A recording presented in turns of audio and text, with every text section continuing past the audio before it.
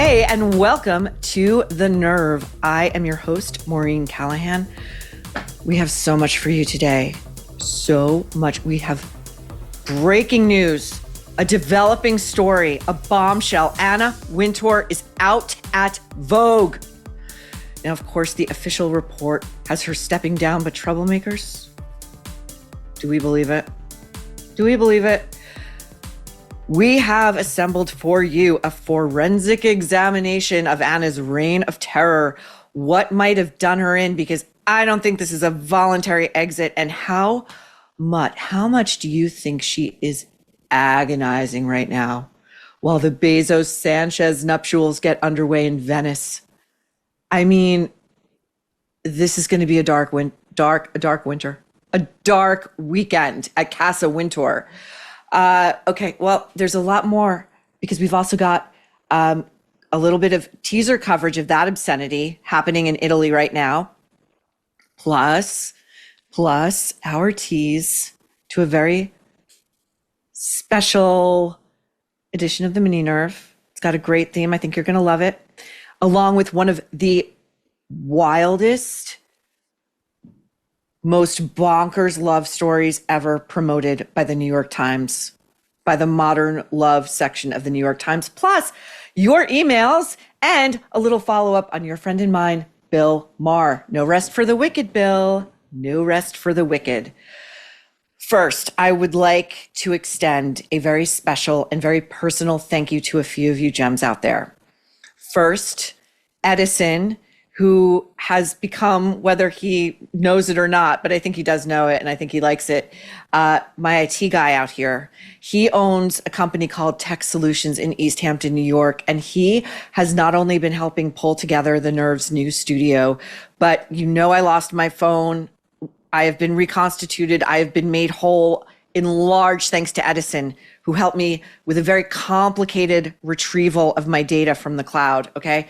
And it's no joke because those are our memories in there, those were some of the last messages I ever had from my dad before he died, stuff like that, So Edison, my deep and abiding thanks. And if any of you are out East and you find yourself having tech support issues, Edison at Tech Solutions in East Hampton is your guy. Also, to Karen at Meta, who heard my on-air plea for help getting back onto Instagram. I had been completely locked out of Instagram. It wasn't a matter of password retrieval. It was like I was at the Game of Thrones wall and Jon Snow was not letting me in. Okay. Karen heard my plea and emailed me directly and said, can I help? I work at Meta. I can help escalate this ticket and take it directly in-house. And she did. And within 24 to 48 hours, I was back on. So Karen, you know how grateful I am, but I have to thank you on the air at the Nerve. You have my heartfelt thanks, and I will see you in the fall. And a very special thanks to her BFF, Irene, an early troublemaker who introduced Karen to the show. Irene, thank you as well. Thank you guys so much. We are backfiring on all cylinders at the Nerve. And so now we go to our breaking, earth-shaking news, and I am loving it. I am loving it. Anna Wintour announced late Thursday morning, early Thursday afternoon, she is out. It is over for her. We are not taking her to the woodshed. Okay. Anna's fashion remains are in the woodshed and there they will lay. Okay. And I would like to thank another troublemaker, Jennifer Sampson, who sent this incredible mock-up of your humble host here at the woodshed, keeping guard, looking out for further entrance into said woodshed. This thing is a piece of art and I love it. I love you guys. Your creativity, your smarts knows no bounds. Now, I would like to begin this Anna Wintour. There was so much to pull from. It really, it was hard to choose. And I'm sure we'll be talking about this in the days and weeks to come as we learn more details. But I think Anna's about 75 now, thereabouts, excuse me. And I truly thought the only way she was going to leave Vogue was, I don't mean to be crass, but feet first. I thought she would die in that chair. I mean, the way she kept her fiefdom and constantly exterminated all potential comers and rivals. I mean, when Edward Enninful, who used to work under her at American Vogue, was recently cast out from British Vogue, where everyone agreed he'd been doing a great job, people thought that was Anna's work. He was getting too close to the hem of her skirt, for a fashion dictator. She's like the Fidel Castro of fashion, if you will, the Saddam Hussein of fashion. She only ever wore like floral skirts. She wore the same exact pair of beige Manolos every day for years, for decades. The hair, the sunglasses. There's a fine line between being an icon and just being stuck and like afraid to change your look. And, I think Anna's going to get what's coming to her in the days and weeks to follow. I do. So we're going to begin with Tim Gunn, who became famous through Project Runway and who really carved out a niche for himself as sort of the nice guy in the fashion industry. So listen to his anecdote about Anna Wintour. And this clip is about 9 years old. It's from Meredith Vieira's old talk show. Take a look at this. What is the most unforgettable moment you've ever seen in fashion? Very matter of fact. I had a very matter of fact response. And it was watching Anna Wintour being carried down 5 flights of stairs from a fashion show, period. And her office called my office the next day and demanded a retraction. And I said, but it's true, it happened. I mean, I didn't make this up. Right. And they still demanded a retraction. And I said, no. And there were many calls back and forth. So Tim goes on to say that this went on for days, that her office was calling for days, retracted, apologized. Tim then goes on to say, he gives real color. He says there were these 2 burly bodyguards she had, and they locked and crossed arms like firefighters do when they're responding to an active inferno and they're trying to get people out. That was how they were carrying Anna Wintour down 5 flights of stairs before they deposited her like a baby. Like, remember when Justin Bieber's bodyguards would like pick him up like a baby? Like, that's what they were doing, and depositing her in her town car so she could go off to the next 5-alarm fashion show. Now, it was also all there in the September issue, which was a fascinating, to a point, look at what it took to put Vogue's once infamous, once consequential September issue together. And this was released in 2009. And I have a few things to say about this. But first, we're going to set the scene of the importance. I mean, you would think these people were gathering in the Situation Room at the White House for like a major bombing, a major military attack, a Bin Laden raid. But here's Andre Leon Talley, the late, great Andre Leon Talley, who for quite some time was Anna Wintour's Velcroed gay Black sidekick, who she would later cruelly discard and leave to die in penury alone in upstate New York. Here's Andre agitating for Miss Anna. We have to see clothes. First of all, it's been a very bleak week so far. It's been Bleak Street over here in America. You know what? It's a famine of beauty. It's a famine of beauty. A famine of beauty. And, so this documentary goes on to basically show a bunch of Anna's top editors cowering in her presence. And in rewatching some of these clips to prepare this, it really struck me, the level of misery within those walls. You would think like putting together a fashion magazine should just be fun. It should be fun. It should be creative and exciting. And instead they're all running around like they're about to get a stage 4 cancer diagnosis every time they walk into Anna Wintour's office. They all look miserable. These are women, and a lot of them, they come from, well-to-do families. You had to be sort of a scion of a well-to-do family to even become one of Anna's assistants. These women all have terrible skin, like they're breaking out. It's like dry, it's parched. Their hair is dry and unkempt. They look underfed. They look fearful. Grace Coddington, much the same, a former model. She did have an accident. I believe it did disfigure her and she had some reconstructive surgery. She nonetheless, like, sort of aggressively tried to make herself seemingly unattractive, which I only mentioned because if you're going to be telling American women, and by the way, we'll get to them bullying the celebrities and the models that they would put on the cover and the people that were contributing to the magazine. You know, if you're going to be doing this to the average American woman, you better come loaded for bear, looks-wise, sisters, okay? So, you know, Grace Coddington, by the way, so this is what Anna did very shrewdly. Well, I'll get to that, but I also want to show you, again, this goes to, once these people drink the Kool-Aid, how truly delusional they become, and they don't see their own ridiculousness, and they don't see the levels of insecurity that are on display. This is Andre Leon Talley in the same documentary, the September issue, filmed playing tennis while swathed in some sort of Louis Vuitton towel or scarf or something cumbersome that basically inhibits movements when one is trying to swing a tennis racket. Let's take a look.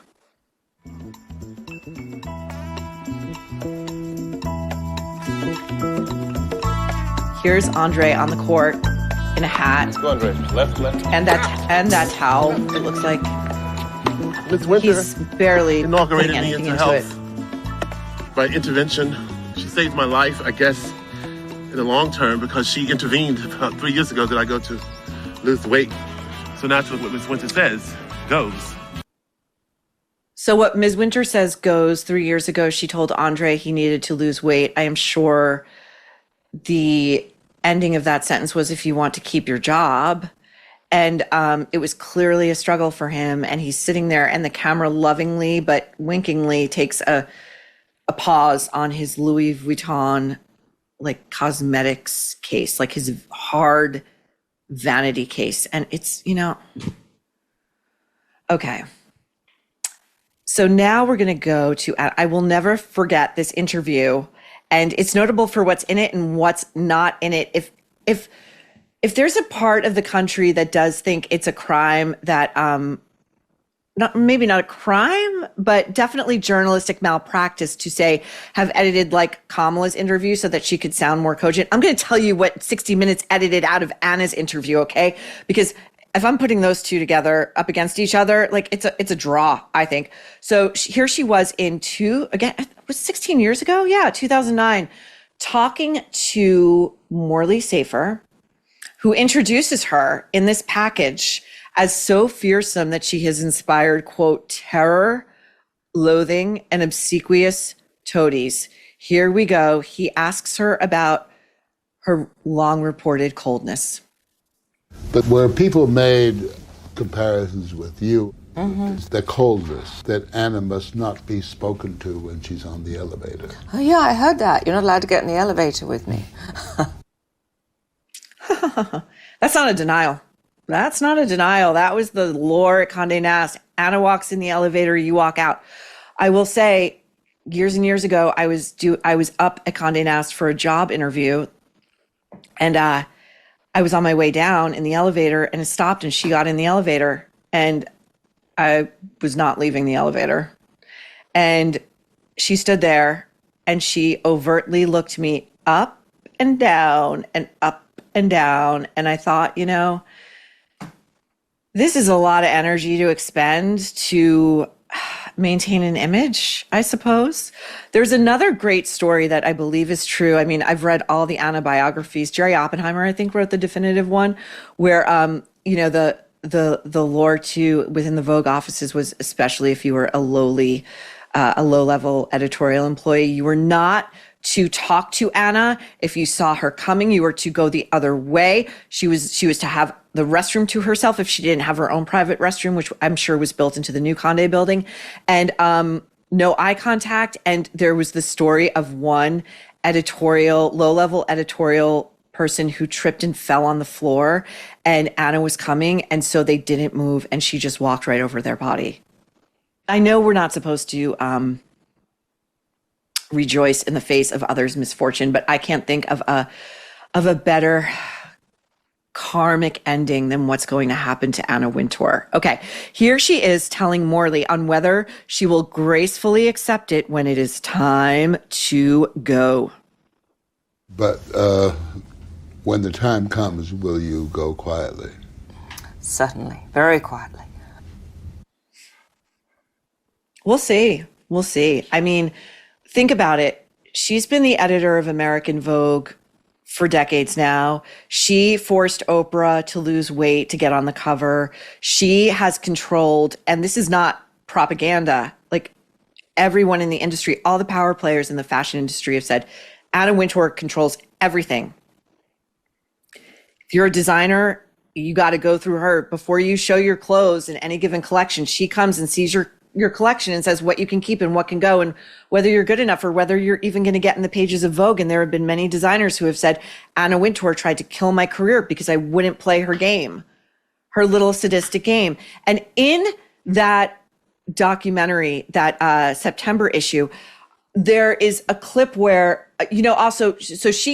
Anna deftly sort of tried to turn the documentarian over to look at Grace Coddington as kind of the brains, as a way of sort of sliding out of center stage because she liked to maintain some mystique, because I don't think there's a lot of depth there. I don't.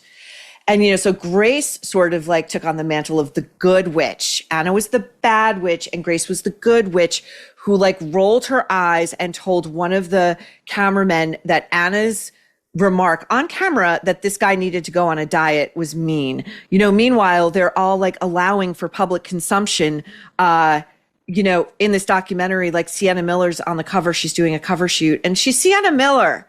This was, again, 16 years ago. She's in her 20s. She's a gorgeous young movie star. And they're picking her apart on the cover. They're going, oh, it's too toothy. You can see a filling. We're going to have to fix this. What are we going to do about this? What are we going to do? Or we're looking at Anna, and I'm just saying it's in the film. I'm not saying it's, but it's important to note these things. She's going over a photo shoot of Jennifer Garner, and Anna says, she looks pregnant. We have to fix this. I mean, it's mean. It's mean. It's mean for the sake of being mean. And it's a woman who never felt beautiful, who is getting her sick kicks in trying to denigrate these other women who are young and beautiful and famous and probably have somewhat fuller lives than she does, I'm going to guess. Now, in that 60 minutes, this is what they took out. And I found the original New York Magazine piece because, well, guess what? This video has been scrubbed from the internet. I'm sure you're shocked as I am. Okay, in that 60 minutes interview cut out, she explains asking Oprah, that was a dictate, asking Oprah to lose weight for her Vogue cover. Anna says it was, quote, a gentle suggestion. And in a separate clip, again, flyover country, which is what the elites on each coast consider the middle of America, or anything that's not a major metropolitan city. You're not wrong. This is how they think of you. Anna, quote, I had just been on a trip to Minnesota where I can only kindly describe most of the people that I saw as little houses.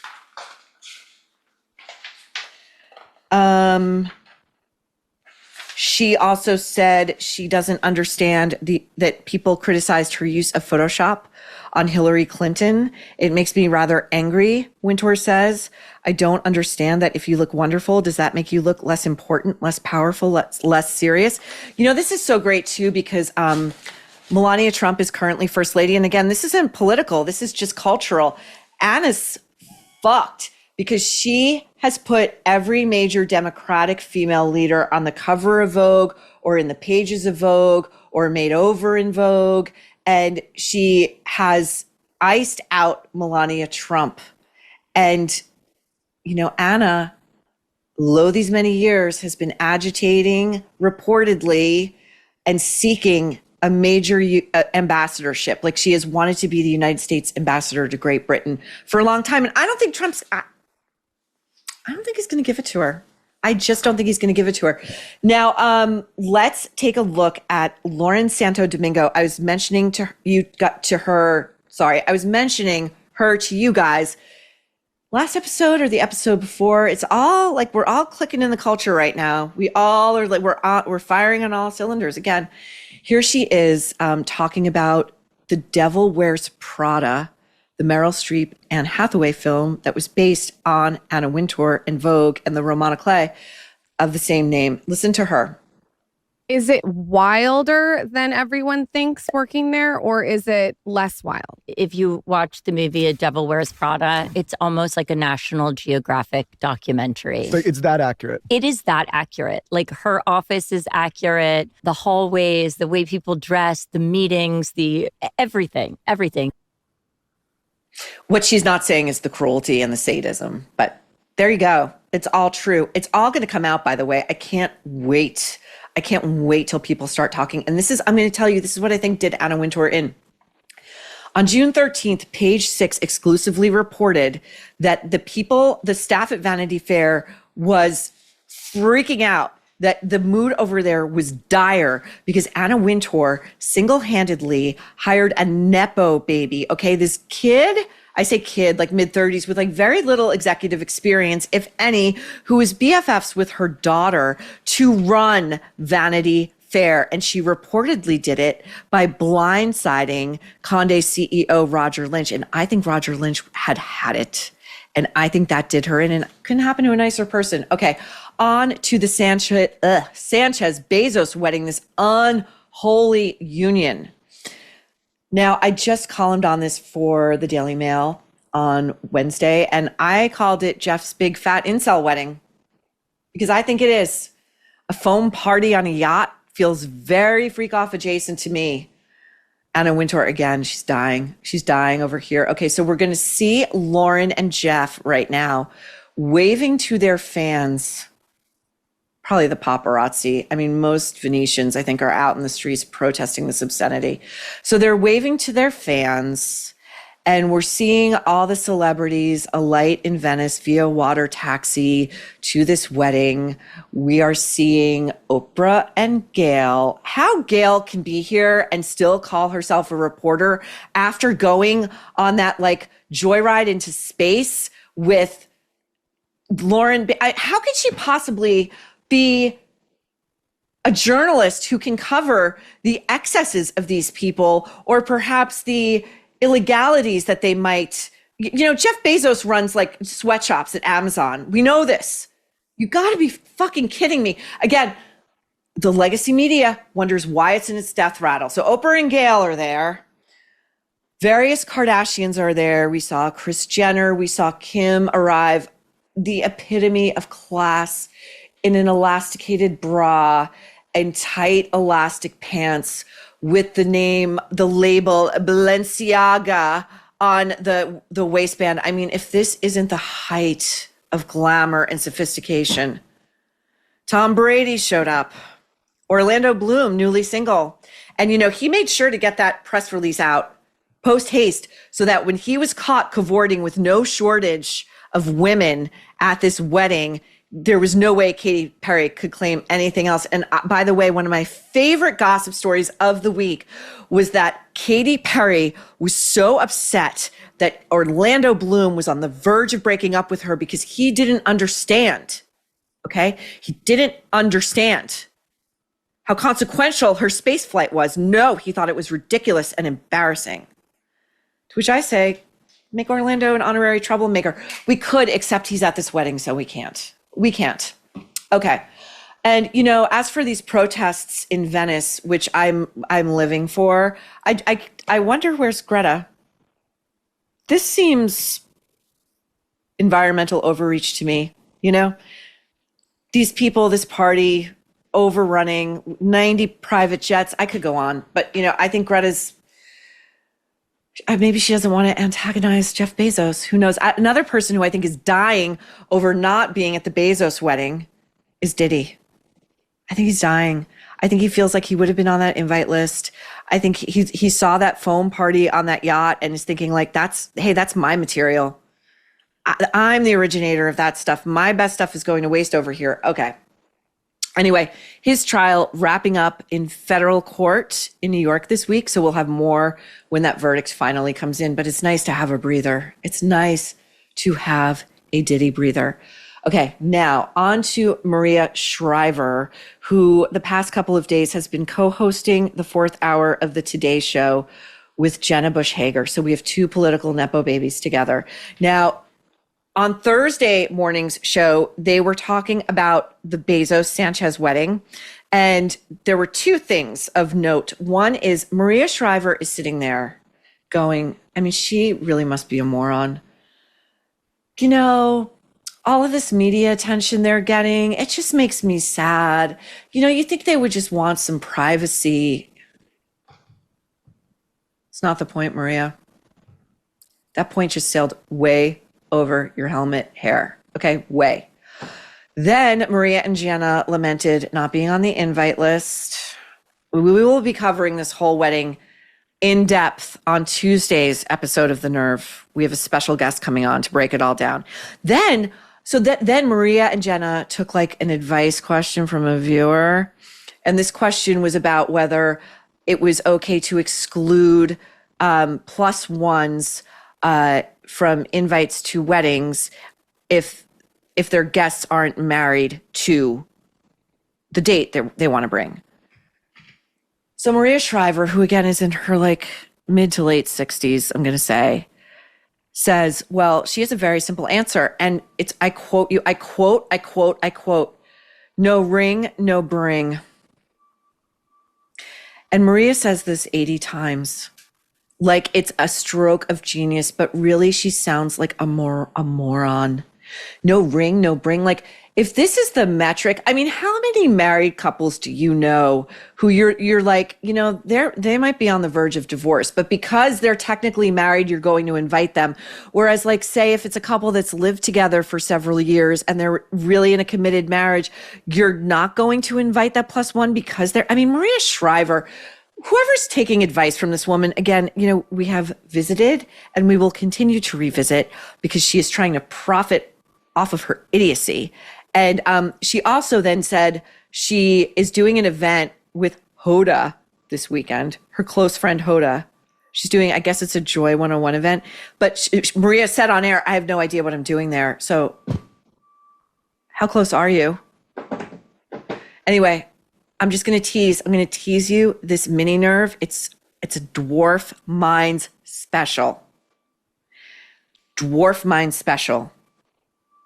There are Kennedys all over it. There are morning show hosts all over it. Oprah's in it. It's a banger. And Jack Schlossberg's in it too. So very exciting. Very exciting. Okay. So next up is one of our repeat offenders. And we have got a modern love for the ages for you. We will be back in a minute. It wasn't supposed to get this bad. You were on top of your bills. Then inflation hit.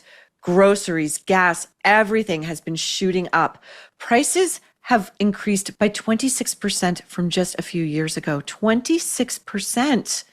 Of course, it's not your fault that you've fallen into debt. So let me share a smarter, faster, far easier way out of it. It's called Done with Debt. And this is not like other debt relief companies. They do not push loans or bankruptcy on you.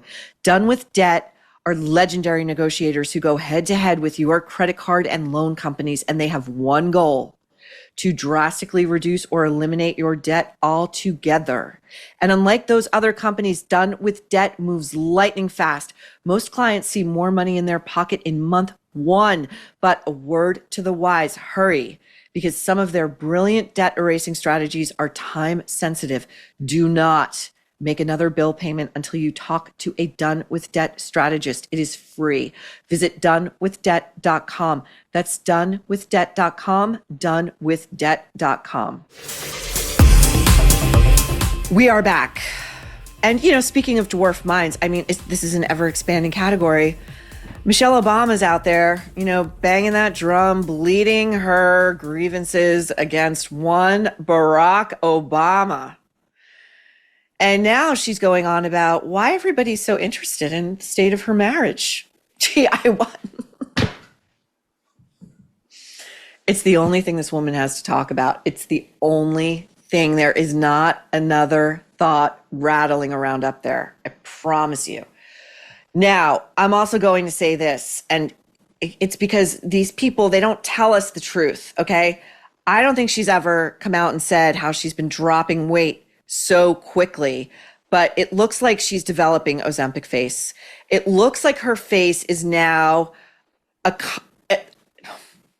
the facade we're seeing is now a combo of her utter misery seeping outward mixed with Ozempic face. And it's all accelerating. It's all accelerating in real time. Okay, so anyway, let's listen to Michelle on why she doesn't understand why we all think her marriage is in the toilet. The fact that people don't see me going out on a date with my husband sparks rumors of the end of our marriage. I mean, it's sort of, so we still, so like that the is apocalypse. It's the apocalypse. It's like, okay, so we don't Instagram every minute of our lives. We are 60. You just are not going to know what we're doing every minute of the day, And yes, I guess we're famous, but we're 60. You are. I guess we're famous. Michelle, you won't leave. You could easily retire, like from public life, but you won't. And you're using speculation that you are ginning up about your marriage to stay in the spotlight. You said, oh, just because I'm not seen on dates with him. Well, you two made a very concerted effort to be seen on a date within the past 2 to 3 weeks in New York City. And yeah, you're full of shit. So keep banging that drum. Keep going. Blame us. Okay, now this is so good. These people are going to tell you their story. And I can, but I can't. Okay, here's how you know something that the New York Times has published is too bonkers even for the executives there. They shut the comment section off. And This Modern Love, they shut the comment section off. It's a podcast and it's 40 minutes long. And it's a couple named Jacob Hoff and Samantha Greenstone. Now, Jacob is a gay man and Samantha is a straight woman, and they are married. And this is, they say, a real marriage, even though Jacob only wants to have sex with men. And Samantha can't quite understand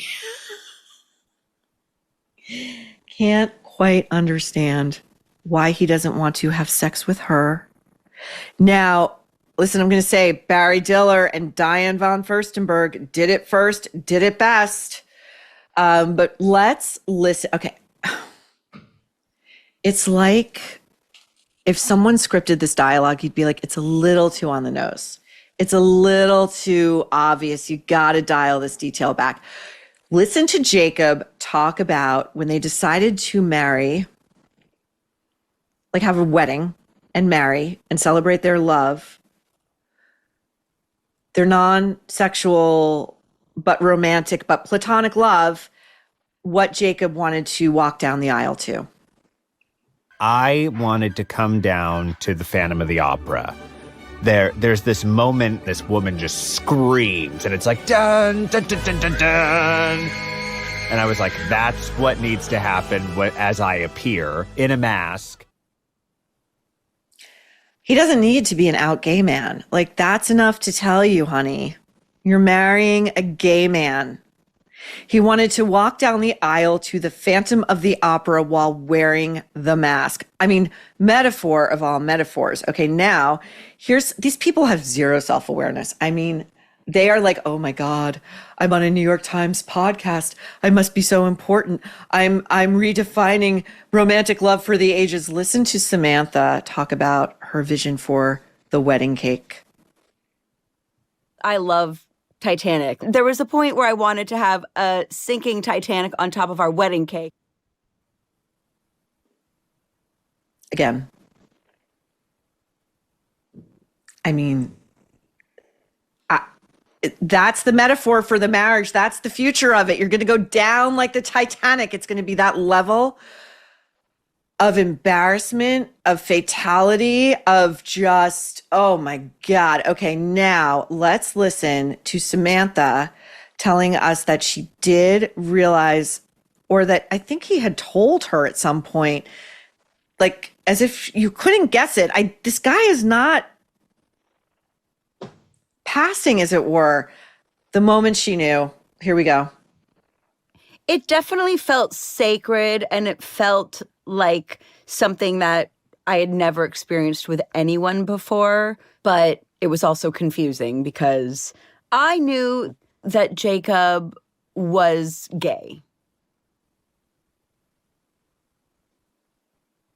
So forgive me, but I don't understand what's confusing here. He's a gay man. If you would like to enter a marriage as a straight woman, you should go find a guy who wants to have sex with you. You should find a guy who isn't gay. But the New York Times loves nothing more than making simple things complicated and then trying to intellectualize and rationalize them in ways that are sort of, then we are told, are redefining and reclaiming things. I don't know. Okay, so listen to Jacob. Again, the metaphors these people use, like they don't hear themselves think.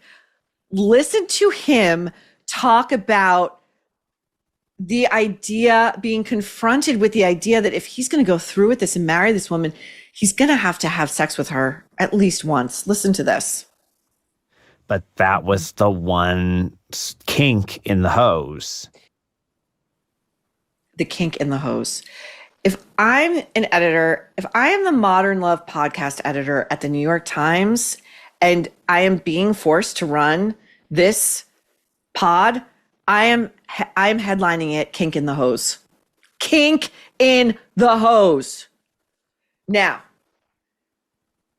they begin fighting because he's gay and she's straight and she wants to have sex with him, and she won't get it through her head that gay men typically don't want to have sex with women. Listen.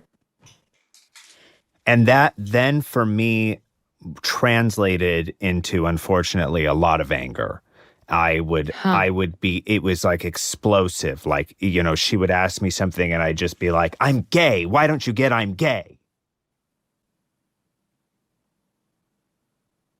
I really don't know what these two are doing. I mean, I'm going to also tell you something. The Times gave them a write-up in their wedding section, in their vows section. I mean, there's another epic vows thing that just ran last Sunday that we're going to get to if we have time next week. But I mean, what is the... He's being pretty open with what the problem is. I mean, he's also at fault because he went through with this. He went through with this. Okay, so after that explosive argument, Samantha tells us that everything's cool.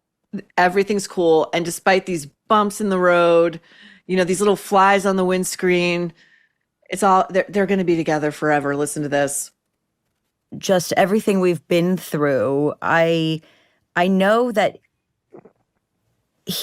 it's just deeper than just a sexual preference. I really think that once I understood that this is my soulmate and this is my person in life, and we have just found ourselves in this dynamic and form in this lifetime, it made me realize, okay, he's not going anywhere.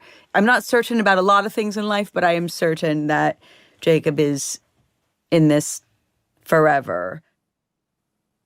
These two, by the way, are failed actors. They're like failed musical theater people, and you can hear it in her elocution because she goes, certain.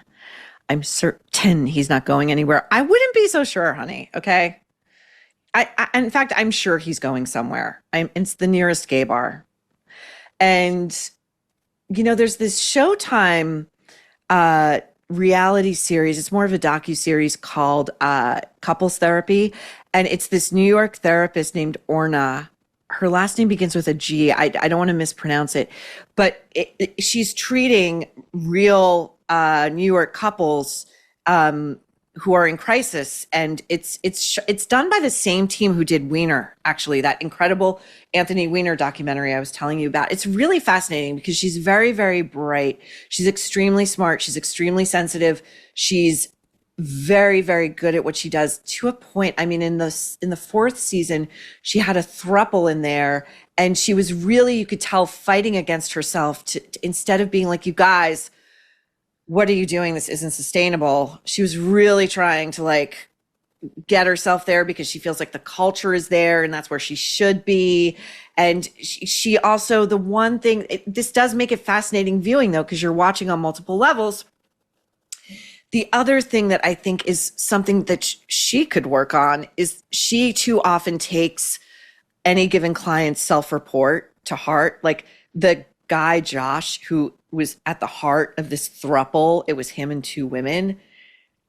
That guy, my opinion, I think, dangerous guy, dangerous. And he tells a story about a wildfire that he was probably responsible for. And he turns himself always into the victim. And alarm bells, Warren is not letting the alarm bells go off, but otherwise she seems to be a really good shrink. And I recommend it. Anyway, okay. This is also my reminder, by the way, before we get into anything else, to send me all of your thoughts. I'm back on Instagram. You can DM me. Also, you can email me, Maureen@devilmaycaremedia.com. Remember to like and subscribe.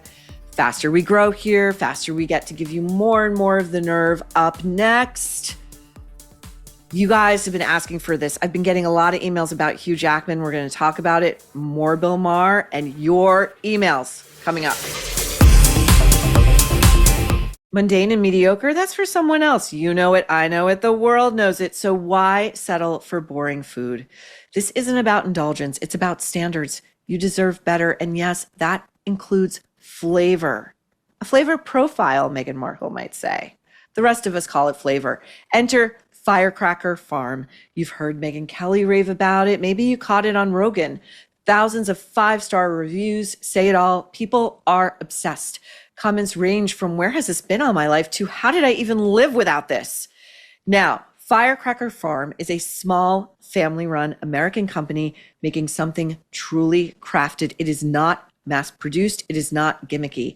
We are talking coarse sea salt, flakes, infused with the three kings known as Ghost, Reaper, and Scorpion peppers. If this isn't up the alley of troublemakers, I don't know what is. These flakes are aged for depth. They are designed for balance. It is never too hot. It comes in a precision stainless steel grinder that gives you full control. These flakes are not about melting your face off. This isn't Hot Ones over here, okay? This is sophisticated flavor with power and no regrets. The heat will hit in waves. Eggs transformed, veggies upgraded, steak next level.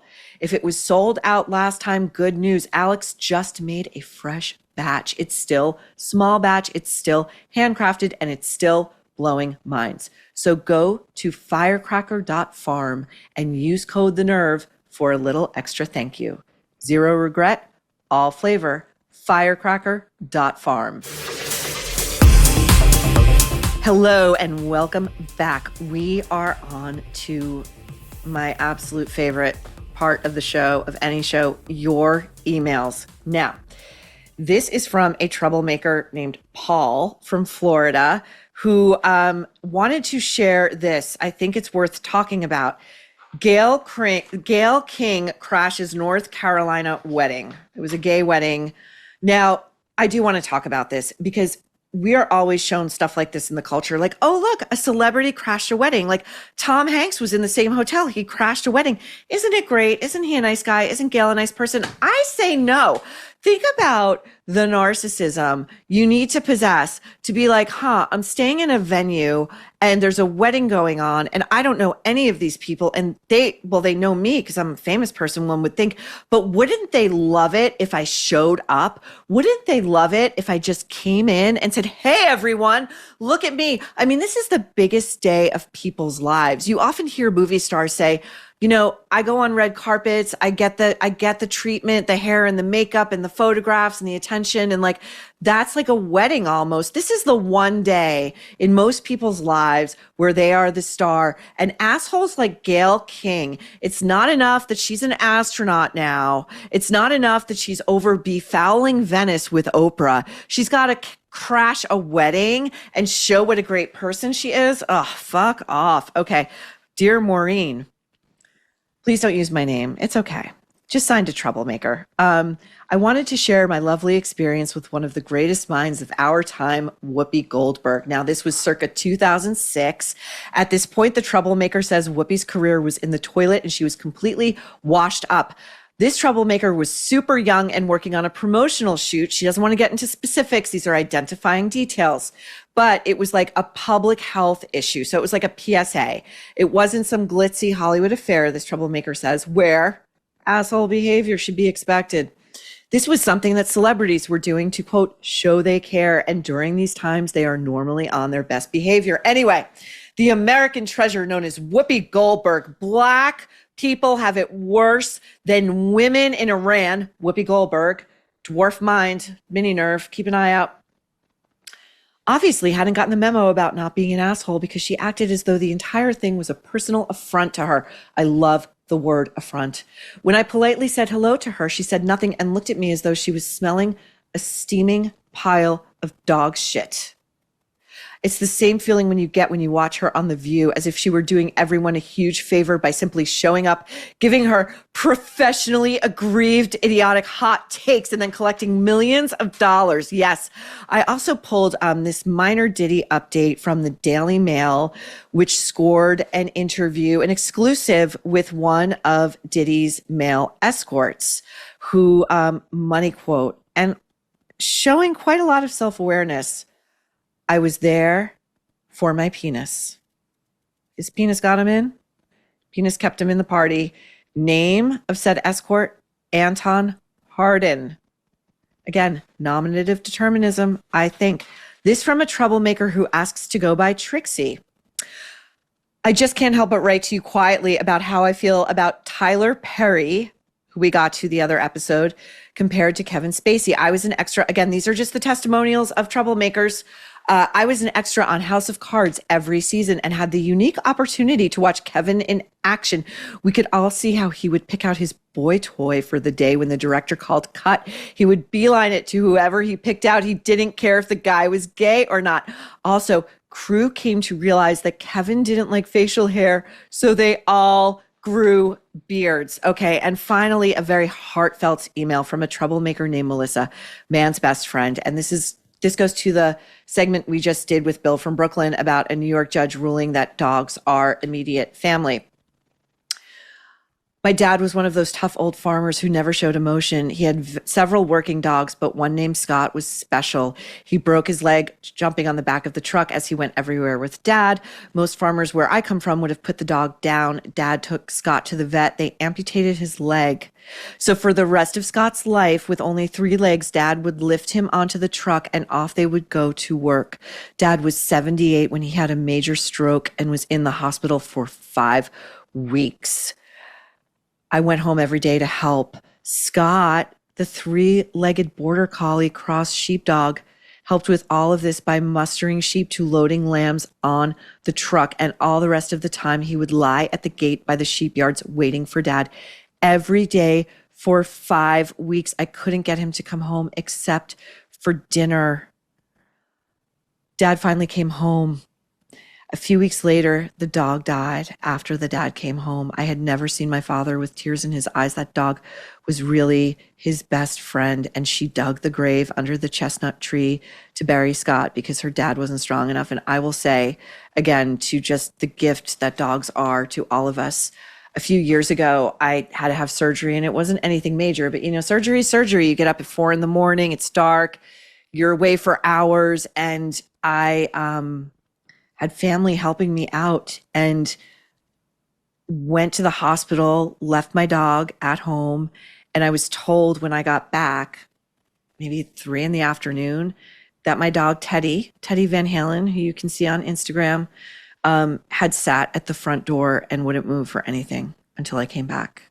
And you can't articulate that kind of love. You just can't do it. So anyway, on to a human male dog, Hugh Jackman, whose nice guy reputation is in the toilet. And it's crumbling and it's crumbling. And again, I've been hearing from a lot of you troublemakers in Australia that you've been wanting a little bit of a discussion about Hugh because a lot of you have never bought the image. And, you know, I found this, this edition of The Star with Deb, his former wife, Deb Lee Furness, who had been with Hugh forever. When they got together, she was the famous one. She was the star. She was the celebrity. She was the accomplished actress. Hugh was like on the come up. He was the grinder. He was trying to make it. And she wound up putting her career on the back burner for him. And she was reportedly always the brains behind Hugh Jackman Inc. And you know, what does he do? He ups and he leaves her. He ups and he leaves her for his co-star Sutton Foster in The Music Man. And it's not going over well. And they just reportedly wrapped up the terms of their divorce. It was filed here out in Suffolk County. They have a house out in East Hampton, or had.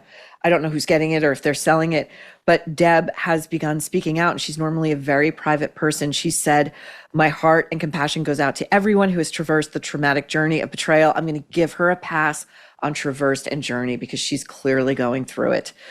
She said the breakup is a profound wound that cuts deep. I am going to guess that there will not be a divorce memoir as speculated here because she's probably signed the mother of all NDAs, but I think it's going to work out for Deb in the long run. And just another anecdote, these people are just like, you know, the ones who are like, oh, I don't like attention. I don't know how I got to be such like a famous movie star. How did that happen? I was never gunning for that. During COVID, a lot of New Yorkers, a lot of people who lived in the city relocated full-time out to their homes on the East End of Long Island. And Hugh Jackman and Deb Furness were apparently among them because I was in a grocery store out here and everybody had to be masked up back then. To go anywhere in New York, you had to be masked up. So there was no recognizing anybody. And I'm online getting ready to go to the cash register, and there's this tall guy and a smaller woman who looks a little bit older. The guy is ripped, and suddenly he's speaking from his diaphragm to the cash register attendant. And most of these people, like, English is their second language, you know, but he's laughing and he's blah, blah. And it's the unmistakable voice of Hugh Jackman, who couldn't even just do a humble transaction at the grocery store at the height of a global pandemic without drawing attention to himself. So there you go. Now to Bill Maher. To Bill. He's still trying to clean up after his editorial about abused women deserving what they get if they don't leave immediately. So this was his op-ed, his new rules section, the editorial he does at the end of that on last Friday's show, and then he announced he's taking a month off. And as I've said, he's taking a month off, we at The Nerve or not. So first, he's doing this op-ed on how the culture depicts men as idiots. And he is then venturing into famous men who have long been saying, you know, or ever since it became chic, that women are superior to men and how wrong they are. And Bill chose as one of his prime exhibits Barack and Michelle Obama. Let's take a look. Even Barack Obama says about women that what I can say pretty indisputably is that you're better than us. Really? Because I don't remember Michelle taking out bin Laden.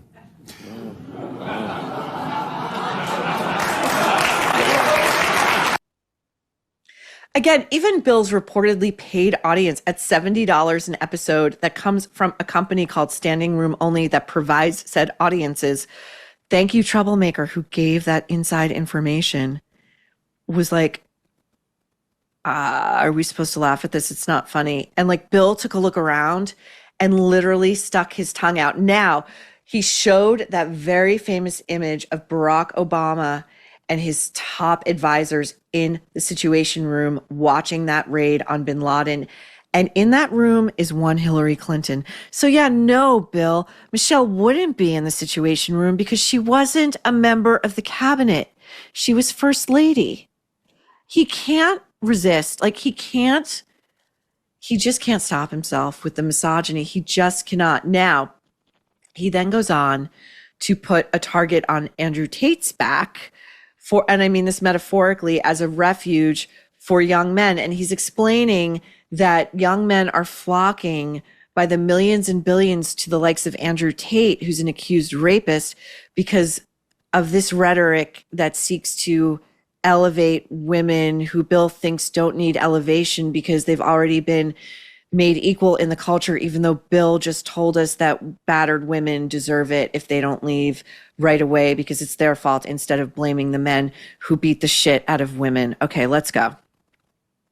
Now, if you don't know who he is, your teenage son does. He's an accused rapist turned influencer whose videos get billions of views, where he says things like women should bear responsibility for being sexually assaulted. Yes, he's a huge asshole. Oh my God, Bill. Bill doesn't see it. Bill has the self-awareness of the gay man and the straight woman who are married in modern love. He says, Andrew Tate blames women who have been sexually assaulted for being sexually assaulted. He's an asshole. Bill, look in the mirror. Physician, heal thyself. You share more cultural DNA with Andrew Tate than you would like to admit. Catharsis. It was all very cathartic. It flew for me. So that's it for today. We have another very special mini nerve for you this weekend. And this one, like, it flew out of me. I'm like dying to get to it with you. It's going to drop on Saturday at 10 in the morning. Remember, the minis are only on YouTube at the moment. So go to YouTube. I will meet you there. And then we will see you back here for the post-game wrap-up of the Bezos Sanchez unholy union next week on The Nerve, where you will never guess what we are about to say next.